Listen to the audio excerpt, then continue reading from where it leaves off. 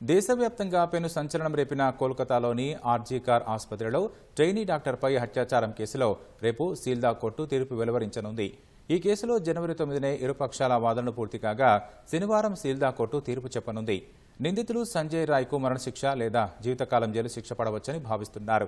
దర్యాప్తు సగమే పూర్తయిందని, ఇతర నిందితులు స్వేచ్ఛగా తిరుగుతున్నారని బాధితురాలి తల్లిదండ్రులు ఆరోపిస్తున్నారు. సీబీఐ మాత్రం నిందితుడు సంజయ్ రాయ్ ఒక్కడే ఈ నేరానికి పాల్పడినట్లు చెబుతోంది.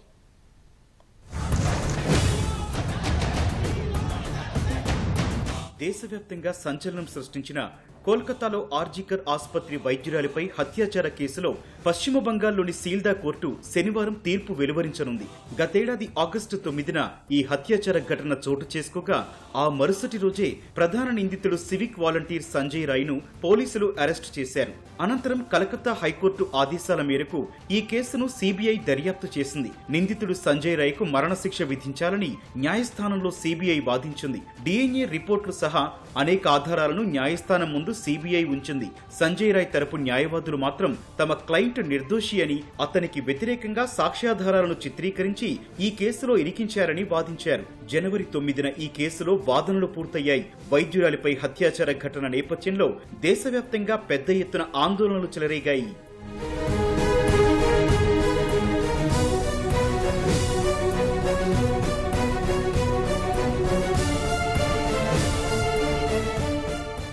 మరోవైపు హత్యాచార కేసులో తీర్పు రానున్న వేళ బాధితురాలి తల్లిదండ్రులు దర్యాప్తు సగమే జరిగిందని ఆరోపిస్తున్నారు. ఈ కేసులో ఇతర నిందితులు స్వేచ్ఛగా తిరుగుతున్నారని అన్నారు. తమ కుమార్తెకు న్యాయం జరిగే వరకు పోరాడతామని స్పష్టం చేశారు. సంజయ్ రాయ్ తప్పు చేశాడని, కోర్టు అతనికి వ్యతిరేకంగా తీర్పిస్తుందని, అయితే ఇతర నేరస్తుల మాట ఏంటని బాధితురాలి తల్లి ప్రశ్నించారు.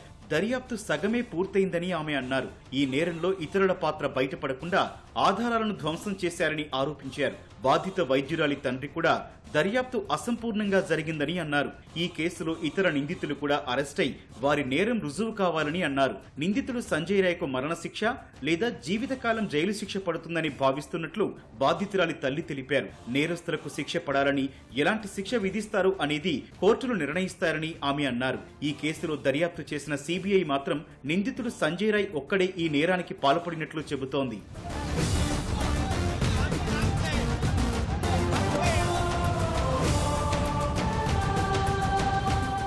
తీర్పు తేదీ దగ్గర పడుతోన్న వేళ నిందితుడు సంజయ్ రాయ్ ప్రవర్తనలో మార్పు వస్తున్నట్లు జైలు వర్గాలు చెబుతున్నాయి. ఆహారం, ఔషధాలు తీసుకోవడం నిందితుడు తగ్గించాడని పేర్కొన్నాయి. నిందితుడిని ప్రత్యేక సెల్లో ఉంచి అతనిపై నిరంతరం నిఘా ఉంచారు. అతని కార్యకలాపాలు పర్యవేక్షించడానికి సీసీటీవీ కెమెరాలు ఏర్పాటు చేశారు.